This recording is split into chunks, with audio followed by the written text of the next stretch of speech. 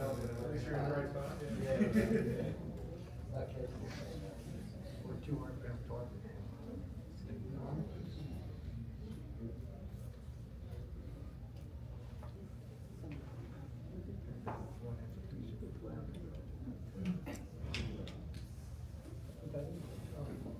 That's the video.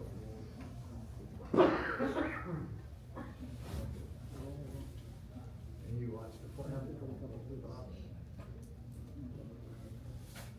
And you say, how many pounds it off and all that. We'll find out what the this I mean, fish and all that, it's insane. and won't Not my kids, but even. You watch these videos, you see planners. Me. Excellent. All right, let's turn on the microphone. All right, how's this? That's Wonderful. better. This is a good room because it's shallower and yeah. I mean, look, the screen isn't big, so you might be better off moving up. And my voice is shot because I like talk more on a day like today at the table than I would normally in a year. So, but we're gonna get through it. Okay, so how many? All right, so the sound is good, right? It's not. If at some point something's not going well, like I don't even see this, so if this was to go off or my voice isn't carrying well or something, you let me know. Somebody yell at me. Okay, how many people in here have seen one of my Fluke talks? No, that's just, how many people here have never seen one of my Fluke talks? Good, perfect, okay. All right, so for those of you who have, yeah, the beginning's gonna be stuff you've seen before, but what I'm gonna do, this is gonna be a combination of Fluke and Blackfish jigging, and the reason I'm doing that is because there's some overlap in the concept, so it really makes for a good talk to do it that way. So, you know, anybody who's my age, we started off fluking with, you know, and then Fluke, flounder, I know I'm in Jersey, so some people will call them flounder. Well, I'm gonna call them Fluke. You know, we all started out the same way, that we're dragging bait. And we would be told things like, oh, when you get a hit, you have to give them time to eat, and then people would use stinger hooks because there was this notion that, oh, they grab onto the end, so you need a hook back there and all of this. And this dispels any of that. I mean, you watch the way these things hit. You know, there was a notion that these are like brown blobs laying there on the bottom. No, they're terrible aggressive predators. I mean, come on, they've got a mouthful of teeth. You see the way that they hit these strip baits. I mean, look at that speed. One-timer. And you know what? You know, I'm showing some video here, but in order for me to get underwater video, I have to like record a lot of it, and you have to watch all of it because you never know what happened down there. So I have seen this play out over and over. And you know, you're going to get to see the aggression here, but we're going to get to see some other really good stuff as well. And all right, this guy, first of all, there's a hook protector on this because I don't want to catch these fish on the camera setup. So this fish has this thing in his mouth. It could pull out, but it's not. And now he's interested in the camera, and the camera is just this black cylindrical thing, and he wants to eat that camera. It is not something any of us would use for Fluke. If there's any, you know, doubt about what was going on here, you know, this is him. This is the last thing Achilles sees right there. You know, so it's just, it's remarkable to watch the way they hit. Okay, so this is a different fish. He's swimming away. You're in the mouth of the fish swimming away now. Okay, so one of the other things is people would think about, well, you know, how long do you give a fish you know, before you set the hook? Well, first of all, we're going to see the fishing, we're going to see the rigging, and I'm always going to say, you know, when you feel some contact, some pressure on there, set the hook. You cannot set too early. If you miss a fish, they will come back. And what you're going to see here is, because you can't hook the fish with this rig I have, it keeps coming out of his mouth. But what happens over and over, I think this one was like, I know I've got one where it's 6 or 7 times. The thing comes out of his mouth, just grabs it again, over and over. If you miss a fluke, it's coming back. End of story. All right, so what I'm going to be showing is light tackle jigging. and bucktail gulp teaser. All right, so this is interesting because now we have a comparison. First of all, I mean, to be able, I could never get this video again. This is just so perfect. I've got beautiful clarity, and we can watch fish coming in on a beautiful fresh strip of meat. But no, they go over to the artificials bouncing. Motion is like a magnet for these fish. And I'm telling you, over and over, when you've given them this choice of the strip just going along, even though it's fresh meat versus, you know, artificial stuff on the jig, they all go over to the gulp. And you know, I hate to say all every time stuff, but I gotta tell you, I've watched so much of this stuff, and this is what you see over and over. I've never seen that they bypass the bouncing jig and come over and grab the meat. And we're gonna get to see some fish, actually, they're gonna come right by the bait and actually have to swim by it, and they show no interest. They're just gonna come over and hit that bouncing bait. Okay. Something else I want to point out here. It took me a lot of times of watching this to realize it, to use it for video. You're going to see that I'm not intentionally bouncing bottom. Most of the time, the rig is a foot or two off the bottom. I'm only hitting the bottom to make sure it's there, and then I'm swimming above the bottom. We'll get to see the rig and stuff. Okay, this was kind of interesting because I thought this is gulp. But it's a blob of gulp. It's like a squid thing. I don't even know if they make it anymore. I thought it was going to have nice action, but it doesn't unless you jig it. I can't jig it on the camera. But watch this fish. Look at what he's doing. He's coming up behind this gulp and he's evaluating. He's smelling.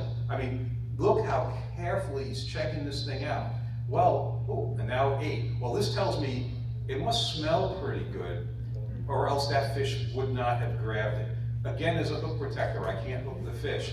So what you're going to see here is the fish is going to grab it, and then it's going to come out of its mouth, and then it's going to grab it again, and it's going to grab it again and again. So this is telling me two things about gulp. And gulp does not pay me. I have to buy gulp, all right? So, yeah, no, I mean, my most expensive fishing expenditure this year is like $350 for gulp, all right? So, no, they don't give it to me. But look, the fact that it smelled good enough to eat is one thing, but it keeps coming out of that fish's mouth, and it keeps grabbing it. So it must smell good, it must taste good. I mean, if I was to bite into a slice of pizza and it tasted like crap, I'm not going to go back for another bite.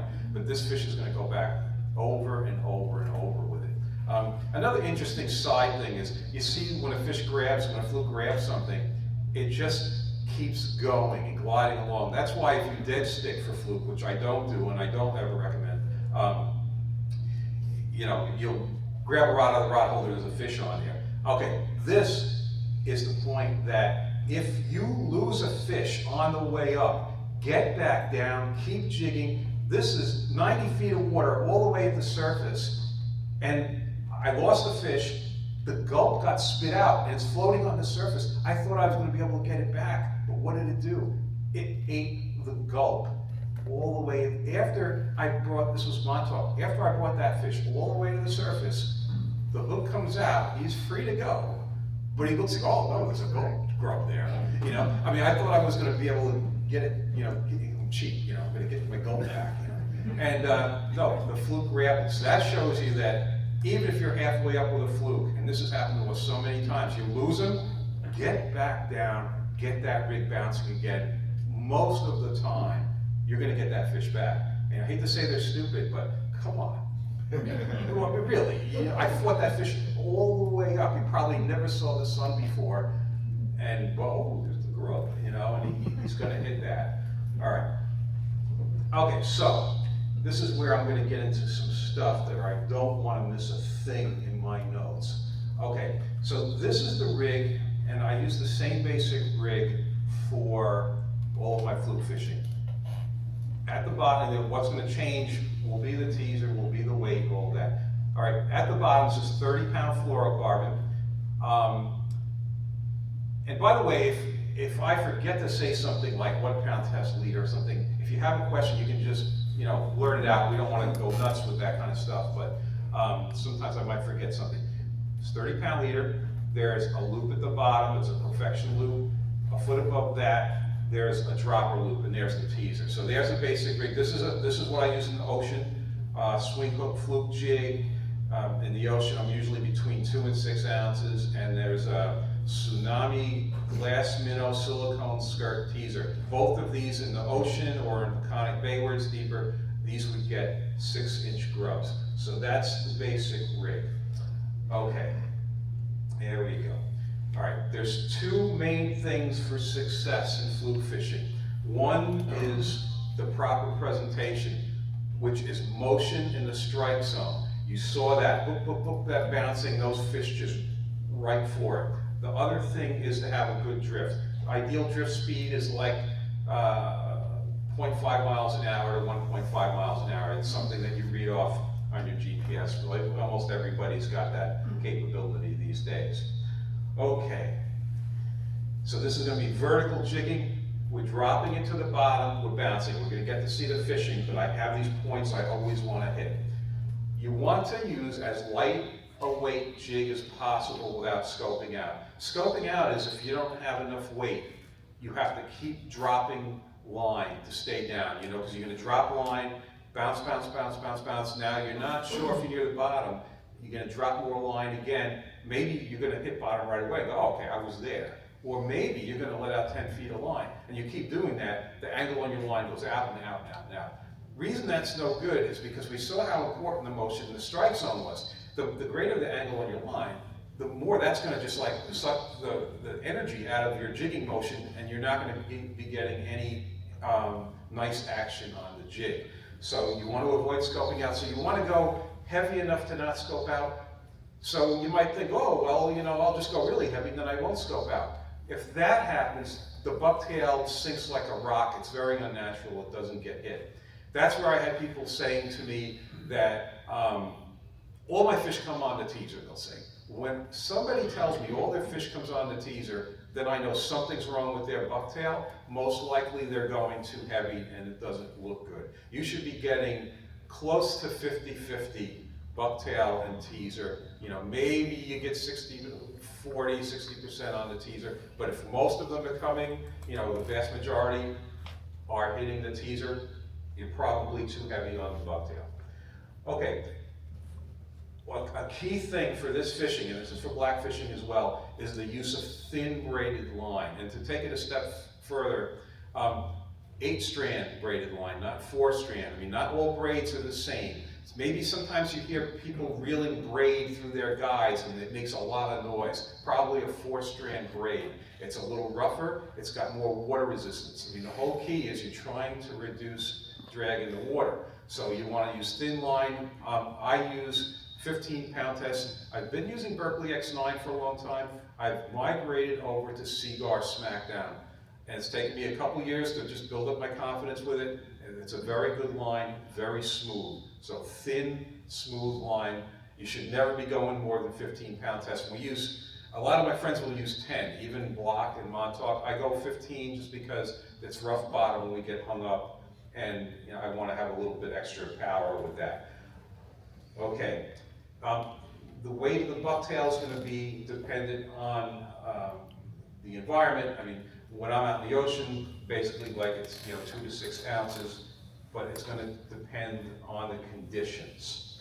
And really what causes the scoping, because sometimes you can have a lot of current. If you have no wind and you have a lot of current, I mean, what causes the scoping is the difference in speed between the boat and the bottom current. So imagine, let's say you're moving 3 miles an hour, which is really fast. If the boat and the bottom water is all moving at 3 miles an hour, you could be straight down in 100 feet of water with a very lightweight jig.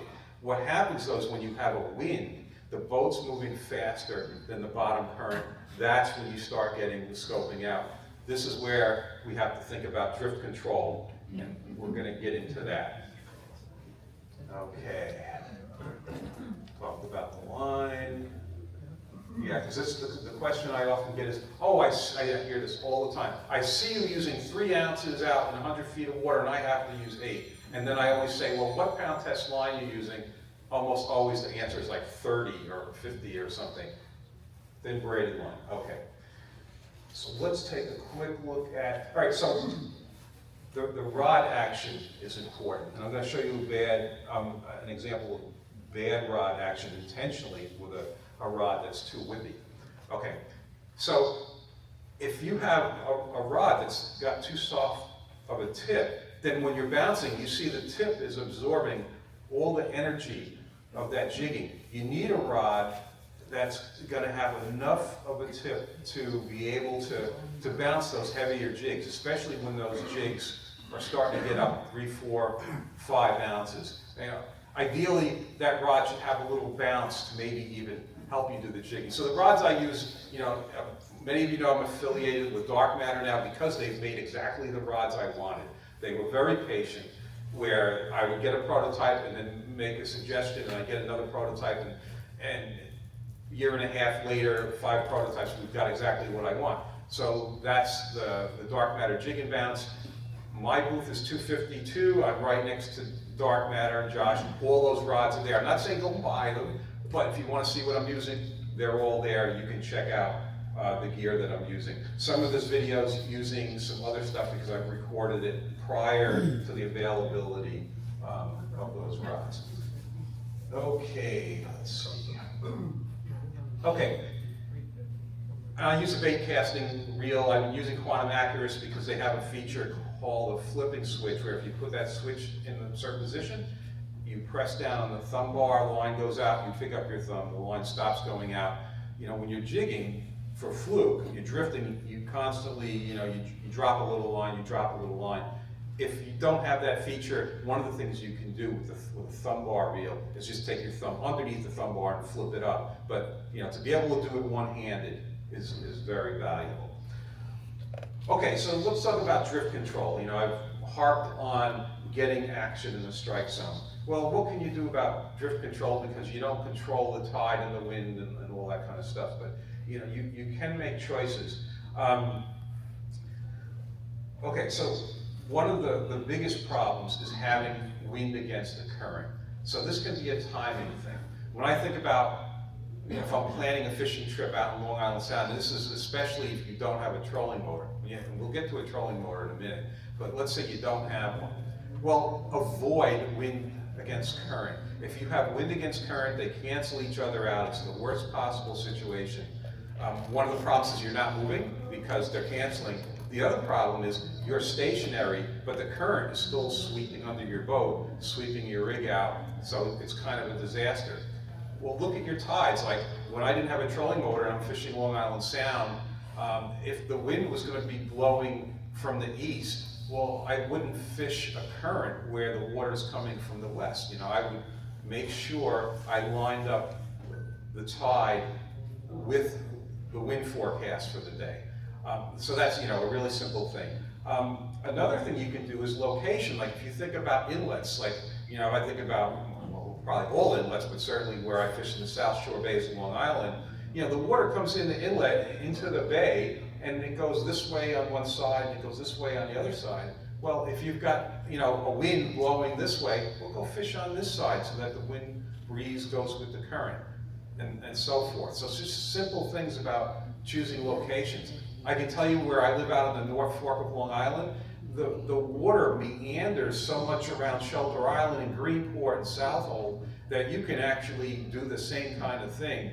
And depending on what the wind is, you can pick an area where the wind and the current won't be canceling each other out. So these are cheap ways of drift control. A drift sock, and you know, they make drift socks for boats. Even we have a 32-foot boat that I fish, not me, I don't have a 32-foot boat. I fish on a 32-foot boat that has a tremendous drift sock. It's like a tent, and it will slow the boat down. And it's a little bit of a pain, but certainly, you know, on smaller boats like my 16-footer, hey, you put the drift sock out, and it will help reduce the wind component of the drift. It won't do anything with the current, which is fine, but it will help if you have like too strong of a wind going with the current. It can help slow the boat down.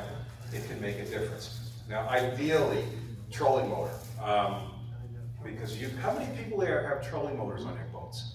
Yeah, okay, it's getting to be more and more. You know, you can dial that in and, you know, face it into the wind, reduce the wind component of the drift if it's a problem. basically you always want to be going with the current. With the trolling motor, you can do that. And in the beginning, when I first got one, I said, oh, this is going to be a tool of last resort. But then I learned that, oh my goodness, I can have a perfect drift every single time. And it ends up being that most of the time on fluke fishing now, I am utilizing the trolling motor. Okay, so let's get this thing playing, because I hit those points. All right, so this is a video shot out in Long Island Sound. It's a little bit lighter tackles. This is 25 to 35 feet. So there's the basic rig, another look at it. In this case, like when I fish in Long Island Sound, when I fish the South Shore Bays, I'm probably using like a 3/4 to 1 ounce bucktail, maybe a half. But the teaser is just simply a hook. In this case, I use a Gamakatsu bait holder hook, a 3/0. There's a 4-inch gulp grub on the bucktail. There's a 4-inch gulp grub on the teaser. You see the jigging motion. What's interesting about this day, this happens to be a buoy 5 off of Riverhead for people that know that area. You see there's not another boat on the water. People think the fishing is really slow. I can tell you the fish are so stacked up here. At one point, just to prove I could do it, I spot locked the boat in location, which is not something you should do for fluking. And I put down and got a double header because the fish was so concentrated in the area. And I'm going to show you the plotter and show you my drift lines and how basically I searched around, found a few, and then zeroed in on the spot. And that's what you need to do in fluke fishing. Don't waste your time over unproductive water. Short drifts. Once you find fish and you define the edges a little bit, short drifts over the high, we call it pounding the spot, just pound the spot. And that's what I'm doing this trip. And of course, it's with the help of the trolling motor. At this particular time, I have the wind against the current, but I'm using the trolling motor to give myself that perfect 1 mile an hour speed. John, do you use the 3/0 hook and 4-inch gulp because of drag versus 5-inch? Say like a cut 5 or something? See, that's a good question. So I was using the 4-inch grub there. When I'm in the sound, when I'm in the bays, I'm using the 4-inch grub. When I'm in the ocean, I'm using the 6, actually Peconic Bay as well. I gotta tell you, part of it, the big part of it is the size of the fish. When we're fishing Montauk and Block, we call a Montauk keeper like, a 4 to 5 pounder. We get a lot of larger fish there. And there's doormats. I mean, frequently. So we're fishing those 6-inch, those larger grubs. In the Sound and in like Shinnecock Bay, 5-pounder is a really good one. And to fish a 6, yes, first of all, it's going to have way more drag because at that point in the shallow water, we're fishing lighter weight bucktail, but the fish are smaller. And I've tried actually going up to like a 5-inch grub. I'm not getting anything larger than I am with the 4. So I'm using the 4 in the smaller waters, the 6 in the bigger waters. So something, I'm glad I stopped it here, something really, really important, and we all do this on the boat, is a jar of gulp juice. And you know what? Fluke fishing, you go up, you make a drift, and then you run back up. Well, hey, when you're running back up, you take your rig, you put it in the jar of juice, you keep recharging. And it makes a big difference. I know it makes a big difference because when I first started doing it, I wasn't hiding it from anybody, but for whatever reason, the other people on the boat didn't pick up on it. And there was a couple trips in a row where I'm just really out fishing them, and they were grumbling. I said, look at what I'm doing. And then they started doing it, and okay, that was it. That's what, well, look, I needed a control, right? They were the control, it was working great for me, it's not for them, oh well. But yeah, it's really, really important to do this. It will make a big difference in your catch. It's not a big deal if the action is so fast, that you're constantly hooking up in the ocean. When the bites are spread out, it makes a big difference. Okay. Montauk and Block, and I'm sure many other places. Sometimes You know, I said you want to drift with the current. Sometimes it's not clear which way the bottom current is going. In this case, we're in like 90 feet of water off a block.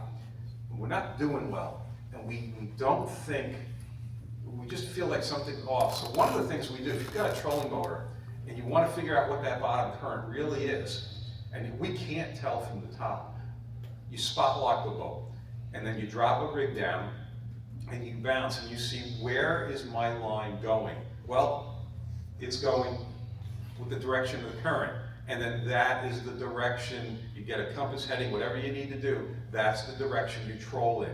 And what was striking about this trip is we were struggling, we spot locked, we determined the direction of the current.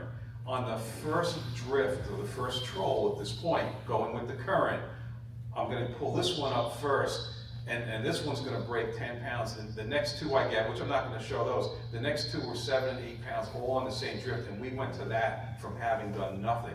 So it's worth, you know, taking that effort to really define which way that current is going, because you don't want to be going against it.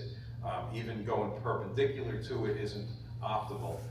One thing, I don't think I've ever kept a Fluke over 10 pounds. We definitely release all those larger ones and, you know, get it back in the water quick. It's a great thing to see them. I mean, look at it, that guy's lively, you know, he really wants to go. Come on, boom, down. You know, so we're gonna release all of those. All right, so here's a reason why you really don't want to fish. Which one is this now? Oh, no, okay. Here's why you don't want to fish bait. We don't ever have bait on the boat. We don't have squid or anything like that. This is what happens when you drag squid through like Montauk or Block. It's like, there's so much interference fish down there. And these are, you don't want to catch these guys. I mean, this porgies and probably short sea bass and all that. You cannot catch Fluke if these guys are hammering you like this. And this is, you know, what happens when you drag that. This is a cool video. All right, let's see, I think I'm gonna stop and put an X. Come on, there we go. All right. This is just cool. All right, so although there is something to be learned here. You see where the X is, it looks like it's the bottom between two rocks. But it's not the bottom. Keep your eye on it. There we go. It's gonna play. I know it is. There it goes. That wasn't the bottom. That was a doormat. This was the only big, legit doormat I've got on video. Wow. But watch what happens this time. It's not gulp. This is a strip of pork rind, which is something they don't eat. He's not grabbing it again, is he? That's very interesting. If that was gulp, he's going to go on it over and over and over. But it's not gulp. It's a strip of pork rind. Doesn't want it. Had it, spit it out. He's sniffing it. He says, "Boy, it sure looks good, but." Another thing, note the color, orange, right, and brown. Brown here, orange jig. No, that's the color. So you think, you know, you're working with colors, the colors down there, you know, who knows how they appear. What's funny is that even though the top and the hair are the same color, they appeared completely different down below. The hair was brown and the thing was orange. So that was an interesting thing to know, because that's what those things were.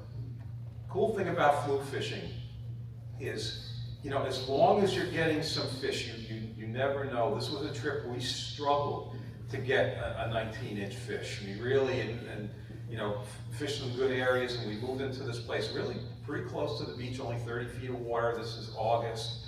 And you know, these bigger ones, as long as you're fishing good structure, these bigger ones can be anywhere. And that's what happened on this occurrence, where, you know, we're just, you know, trying to get something in the cooler, and then, you know, this thing comes along. Okay. Let's go here. Okay. Bring this one up while this is happening. All right, you can see if it's taking me that long to get a fish up at 30 feet of water, it's going to be a good one. Yeah, and this ends up being, you know, this is a 12-pounder caught amongst, you know, stuff like this. You never know. So, you know, be ready. And yeah, well, that's the last thing we expected. You know, big fish like that. Again, you know, off that guy's going to go right back in the water. No way we're going to keep that thing. You know, hope they don't get scooped up in a dragger or something, but it's great to release these bigger fish. You know, they've got the good genes, big spawners, let them go. Okay, so let's take a look at, so this is Shinnecock Bay, and what I want to point out here is a feature of this. So this is probably similar to some of the fishing in Jersey, where you've got, you know, you're fishing the bays, you've got an inlet of some sort.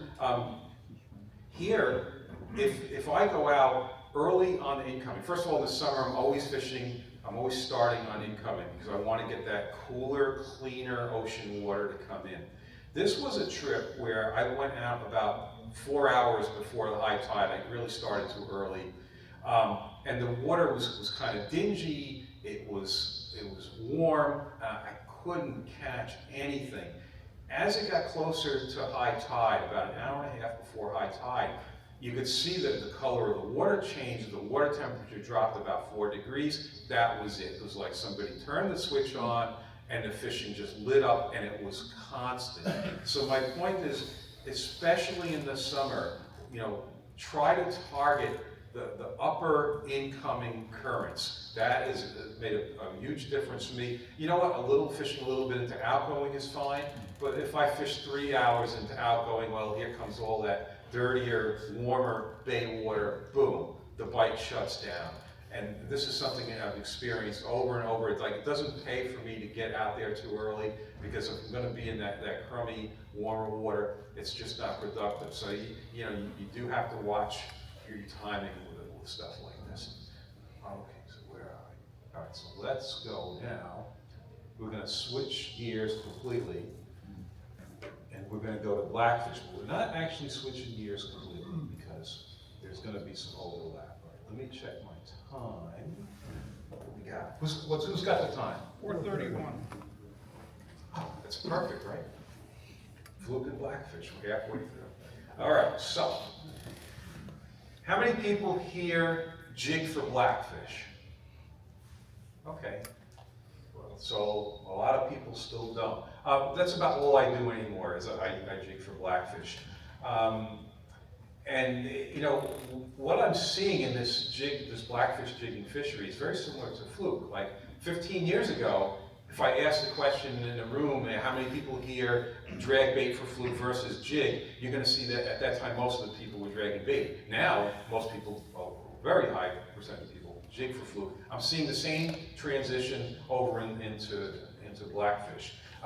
Where I mentioned the thin braided line, it's even more important with black fishing than it is with fluke fishing. The reason is, remember I mentioned that what causes the scoping is the differential between the boat speed and the current speed. Well, in black fishing, you're anchored, so the boat speed is always 0, so the differential is always whatever the current speed is. So to have that thin braided line is even more important, and I actually use 10-pound test for most of my black fishing when the current's moving, and you'll get to see some big fish pulled up that way. Okay, so let's see. Thorough, hit everything. Okay, now, what I showed you for fluke works pretty much everywhere. Even people I know that go up to Nantucket, and I know Nantucket is like notorious for dragging heavy weights and big baits. I've known guys to go up there and guys and women go up there and fish and catch, you know, tremendous fluke catches, showing exactly what I just showed you. Basically, what we do at Montauk Block, they do it at Nantucket. They catch. Now, the same can't be said that you can do what I'm going to show you for black fishing. You can't do it everywhere. If you're in 100 feet of water and the currents move, well, you've got to fish conventionally. However, what you can do is, depending on your areas, I mean, certainly you can choose portions of the tide when the current isn't moving very fast. I can tell you what I do on the North Fork of Long Island, as our coastline, and certainly the coastlines up in New England, irregular. So what I do is, you have to learn where the current breaks are. You know, we have these big points that jet out into Long Island Sound. Well, on one side of the point, you know, you might have an eddy. So you have to kind of learn the local waters, and you know, the areas that I fish on incoming are not the same that I fish on outgoing, and vice versa. Use the shoreline to break the current to be able to do this jig fishing. Okay. I mentioned in fluke fishing, using as light a weight jig as possible. In black fishing, it's, I think, even more important. I mean, if you can stay down with a half an ounce, you fish a half an ounce. Don't put 3/4 on just because, what's the difference? I gotta tell you, in the beginning, I was like that. What's the difference? 3/4, a half, they're not gonna know the difference. No, those bigger fish that pick up the jig and swim, and we're gonna get to see some great underwater video on this. It makes a big difference, and I learned it because one of the guys on our boat was just really anal about having as light a weight jig down as possible. And guess what? You know, he was out fishing everybody. So you take the extra effort, There Your goes my, microphone fixed. what happened? Test. I think I'm gonna have to just talk loud. Huh, it went out. That's weird. Okay, it's working, I'm not gonna put. Whoop, went out again. It's not a big deal, it's not a huge room, I can talk if I have to, just would rather not have to.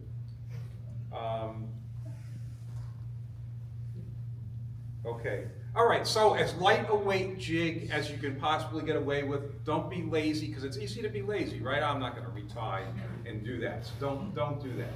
Okay. How do you find structure? Well, you know what? It's beautiful these days. The phone, you get a Navionics app. There's so much structure on that app. It's like $50 now. It used to be 15, but it's worth every penny. It's the only app I buy, and you know, you can definitely. What you do is you turn on the relief shading on the map options, and you can see the structure, and it's accurate. I mean, you can see a lot of things. Now, ideally, so you can fish stuff that nobody else is fishing. If you have side scan on your boat, well, that's a beautiful thing, because you know, then you can go along and see rocks and stuff and structure that is not under the boat. You can mark it on your fish finder, go over, check it out. That's how I find a lot of my spots. As I use side scan. Boy, these days, you know, that stuff isn't all that expensive. Okay, another thing, here we go. Wait, when you get to a spot, wait to build the bite. More fish keep coming, give a spot. And, you know, if you know a spot is really, really good, that's one thing. If it's a spot you're not sure about, give it 30 minutes. And we're gonna see on the underwater video why that is. A very good look at why it is that you need to wait, because more and more fish are going to come as you sit there, as you keep fishing. Okay, and let's see the gear. All right, most people I know use spin gear for this. The rod tip needs to be soft enough to distinguish the small fish from the actual blackfish. Again, the video is going to show this. I use Tsunami Evict reels, 2000s, and the jigs we're going to see. Boom. Okay, here we go. 30-pound leader, just like the Fluke. This is a case where the bright line really makes a difference, because you want to be able to make sure you see when the jig hits the bottom, and then you're going to make contact with the jig. Not pressure, just contact, very light grip on the rod. The way you know you hit the bottom, and this is fluking, anything, is you watch that line. When it hits bottom, you see a little float in the line. Always look for that float to know you hit the bottom. Okay. So now we can run the video, and our timing is going quite well. All right, so as with fluking, I mentioned the advantage of the trolling motor. And for blackfishing, oh my God, it's so awesome, right? Because even the kayak has spot lock on it. Spot lock for blackfish. Because you go over the spot, you push a button, that's it, you're anchored. It enables you to check other spots, to make little moves, and so forth. Okay, so spinning gear, Tsunami Evict 2000 on here. Now, I said 10-pound test is what I usually use. However, this happens to be a period when the current's not moving much. So I have 2 rods with me. I have a rod to use around the slack periods, because look, I'm fishing rocks. If I can use 30 on this rod, I'm going to use the 30. But when the current moves, I can't use 30. It's too thick. It's going to catch too much drag. So on this trip, I happen to be into a slack period. I'm using 30 until the current's going to move. And what you're going to see here, yeah, this is for a video. What you're going to see here is, it's going to be obvious that it's all on the same trip where I'm going to pull up a bunch of fish. But the important thing is we're going to peek underwater and see what it is that's going on down there. Now, here's the thing I get about blackfishing is, oh, I get all these bites and I can't seem to hook them. Well, we'll see why that is. When you're blackfishing, you put down, and you get to see some of this, watching the tip of the rod, you have to ignore all this little, you have to feel the fish, pick it up, and swim. You need to feel that steady motion of a fish swimming away, then set the hook. As far as baits, we use green crabs most of the time because they're really, readily available. We can go to our local tackle guy and get a bushel. I don't remember what they cost anymore, but whatever it is, it's reasonable if you can buy it by the bushel. Other good things though, Asian shore crabs. I can tell you on the North Fork of Long Island, those things are all over the place, and those are very good. I'm not sure you can see it here, but trust me, I'm ignoring all kinds of bites, all kinds of little pecks, waiting for that bigger fish to come along and swim. And because the problem is, you've got little sea bass, little porgies, bergals, juvenile blackfish. I can tell you, I'm getting hit this entire time, and I'm not doing a thing. If you swing at all that little stuff, you just end up losing your bait because you're going to be, just missing everything.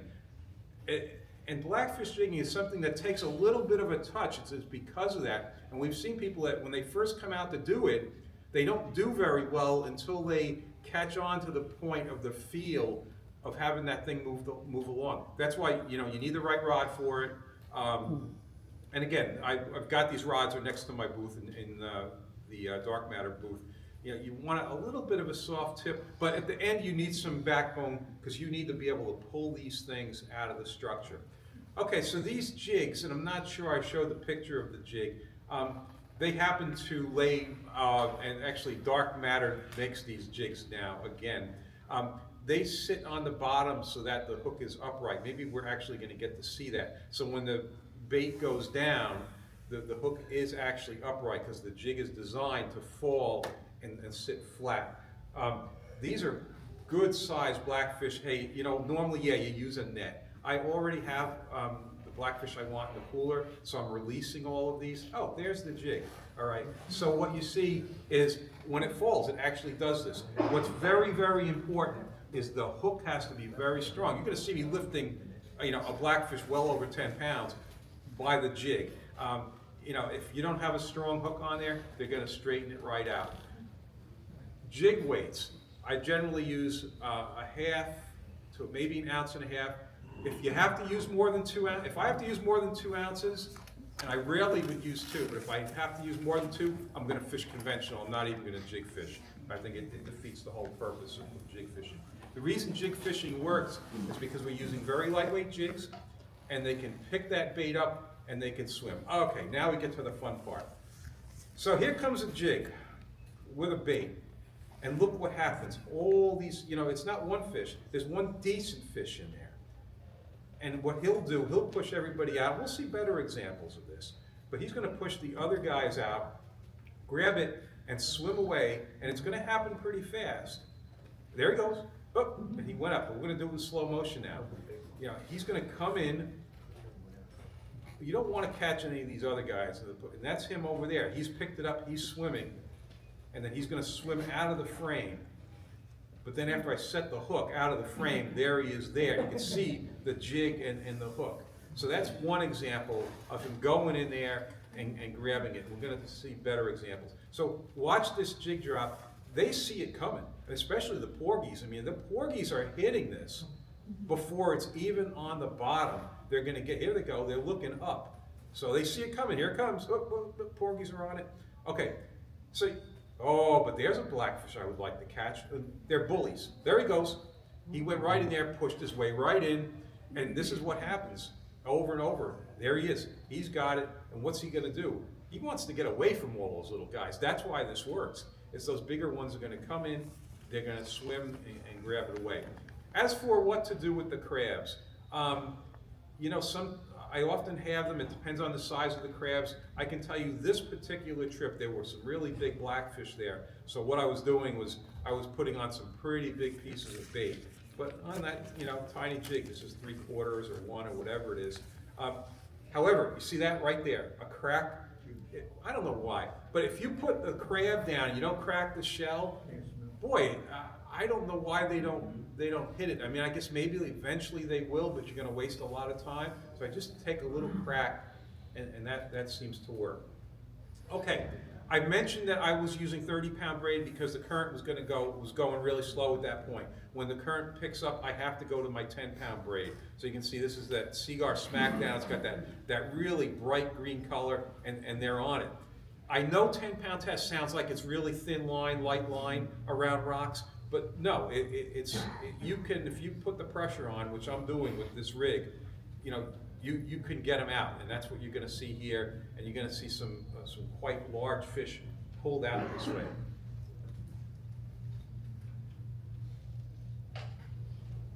Very good, okay. Boom.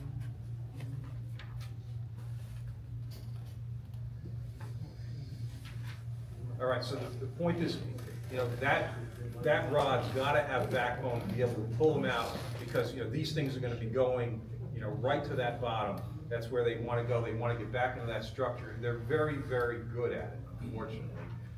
Okay, don't mix up the Fluke and the Blackfish. All right, and we're gonna get to some more of the underwater stuff here, okay. We have your drag set on. Good question. I played with the drag. People say set your drag at, you know, don't mess with it. I'm always messing with the drag, because you know what?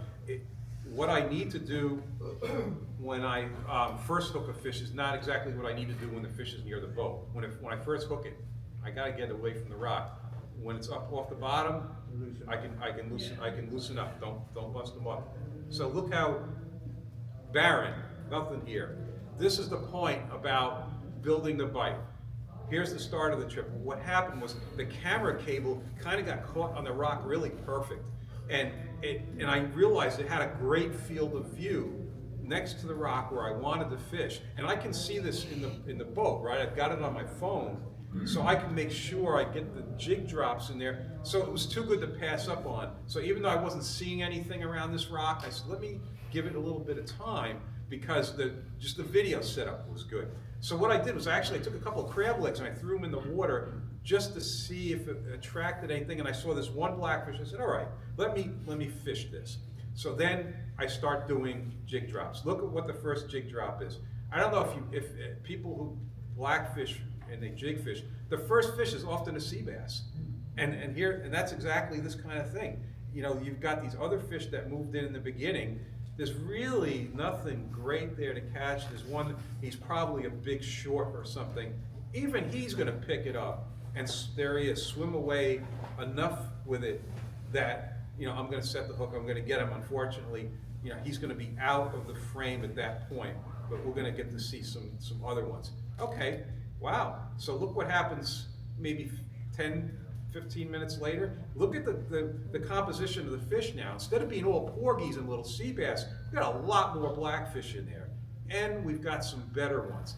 This was because the blackfish, for whatever reason, blackfish attract other blackfish. There's no question about that. I think also the commotion of the porgies, the sea bass, all that, they're curious. They hear that. They're coming over, they're checking it out. So look at the size now, look at the bigger ones. Now I'm in here like 30 minutes or so. And drop after drop now, you've got some bigger ones coming in. We're actually gonna catch the biggest, look at that, he's trying to get in there. That big blackfish, he's looking for a way in, trying to box these guys out. And he's eventually gonna get it, but it's gonna happen really quick. But the best thing is, like I said, I'm up in the boat looking at this, so I know I can synchronize my fishing with what's going on. So we're gonna see the top side view of what you just saw underwater. And that's what, yeah, I'm looking at my phone. So I just saw all of that happen. You know, I saw my bait go in, and this is exactly that occurrence. This is what it looks like on the surface. I'm waiting. I wait through those little bites, but that big guy, all of a sudden that line's gonna move. You just see it. Oh, it's going like that. Boom, set the hook, and we'll get to see what that fish looked like, the one that came into the frame. This is why you gotta wait through those bites, don't set on the little stuff, but it's cool to see what they actually do. In the winter, so I'm up here 7 months of the year, the full fishing season, but then in the winter, I'm down in Florida and I do sheep's head fishing. I got to record some video, exactly what you just saw with the sheep's head, where, little sheep's head and mangrove snappers, stuff you don't want to catch, they're sitting there pecking away at stuff, but the bigger sheep's head comes in, grabs it, swims off, exactly like the blackfishing. So this transfers over to fish besides the blackfish. I think this is going to be the one where this is like a ridiculous size fish. And again, I show this because I want to point out what you can do with 10-pound test line on the right rod. And the right rod has to have backbone. This area here has to be able to put pressure on the line. And you know what? Look, they say it's 10-pound test line. Anybody who's done breaking tests on 10-pound test line knows it does not break at 10. It's breaking way higher than that. You can put a lot of pressure on 10, and that's what I'm going to have to do here. And I can tell you, when I first felt, I knew right away, this is like a really outsized fish. There's that Tsunami Vic 2000. At this point, I've got a tight drag. And look, if I don't really put it to him, he's cutting me off. There's a giant boulder, it comes 10 feet off the bottom. It's right behind me. I know it's right there, and that's what he's trying to get back to. You see me messing with the drag, right? I'm trying to keep it maximum near the bottom, and then if I can get it a little bit up, I don't want to bust them off, because certainly, you can break the 10. So, but you can also get a lot of pressure on it. You can see, he's trying to go. It's a real tug of war, back and forth. And you see how close I am to the beach. You don't need to be out far to do this in a lot of places. Certainly Long Island, New England, I'm sure in Jersey you're fishing, other kinds of structure, jetty structure, wreck structure, whatever, but in areas like this, we do a lot close to the beach. I can tell you where I'm fishing right here, if it's outgoing tide, like 90 minutes into outgoing, I can't even fish here anymore. I have to go someplace else because the current's going to be too fast. So that's a matter of learning where the points break the current. So yeah, this is a battle. By now I've lightened up on the drag and trying to decide, do I net him or grab the jig? I'm going to just grab the jig and got to be careful. It's a dumb thing to do because you could really get your finger chopped if you mess it up. But yeah, and so look at that jig was able to pull that fish up, with no problem. And so I didn't have a scale, but I measured. It was 25 and a quarter or 25 and 3/4. When I did the weight calculations and everything, and it showed up at about 11 pounds, it was at least that, because it's not a long fish, but it's a very, very fat fish. And yeah, look at the how round that thing is. Yeah, and that's, look, if you're in a contest and you're trying to catch the biggest possible blackfish, your life depends on it, look at those teeth. Yes, I guess I would be out on a wreck in deep water, but you can catch some really big blackfish doing this as well. Always need to be out on a wreck. I'm telling him to watch out for the draggers and the pots, and come on, be good, there you go. And off he goes, because they're big, they should go back too. Okay, so I'm in booth 252, Josh is next to me with rods, I'll take questions. You feel color of the jig makes a difference? No, I love questions because they're such good questions. Color of the jig, I don't care. Josh would kill me because he's going to make all these different colors. Although I have to say, I do choose the brightest because I want to catch attention. At the end of the day, it would be interesting to do a test of Use unpainted lead. a lot of times. Bingo. And they're great. Yeah, just lead. Yeah, I think it's fine. I wouldn't sweat the color. Put it this way, if it got too, I don't worry about it. Yeah. Next. What about fish bites compared to gulp? I've tried a lot of things to not use gulp. Fish bites is the only thing that I have used that will catch. In my experience, it does not catch as well as gulp. It catches though. It's a lot more pretty. durable. It's pretty good. Yeah. It's pretty good. Yeah, but yeah. Do you ever use a flounder pounder or a menhaden fish oil on your lures?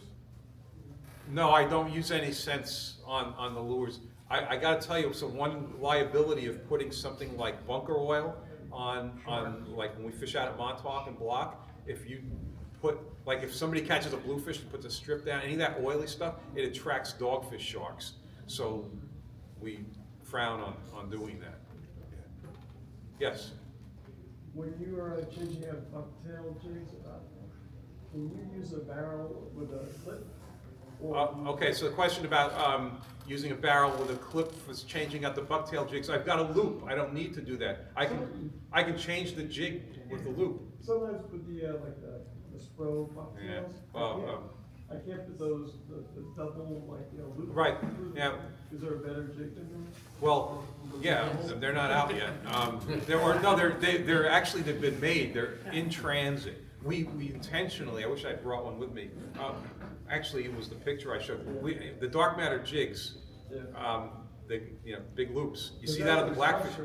Yeah, no, I agree. If you have 30-pound test, you're trying to go into a half-ounce jig, it does work because I do it, but I know what you're saying. I use Seaguar fluoro, maybe it's a little thinner. I use 30, but beyond 30, you're not doing it, so I see your point. I don't want any extra hardware on there, so I'm never going that route. Yes?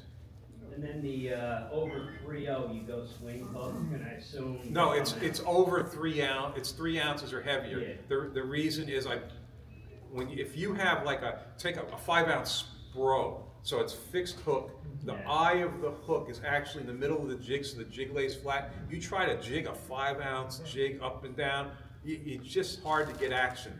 The swing hook, it's got the eye is towards the front, and it's of course a swing hook. So by putting the eye towards the front, you get like a little dipsy doodle, but the swing hook gives that a little bit of a joint, so you get even better action. And I know that because I've seen it on the underwater video that it does that. You have a question? You mentioned conventional and jigging. I'm not familiar with Blackfish.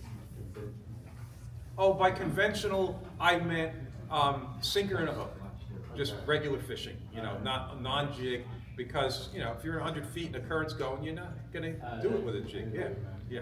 So you mentioned earlier that one that didn't like the taste. So you would say presentation then is more important than flavor to them? All right, so presentation versus taste, hey, it's all important, so it's easy, right? Just use gulp and jig, right? So the jig gets you your presentation and they like the gulp. Right. But you know what? It is tempting to put a strip of pork rind on it because it's really durable, it looks great.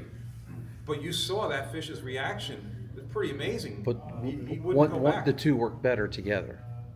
What's So that? you're saying the two work better together. What two?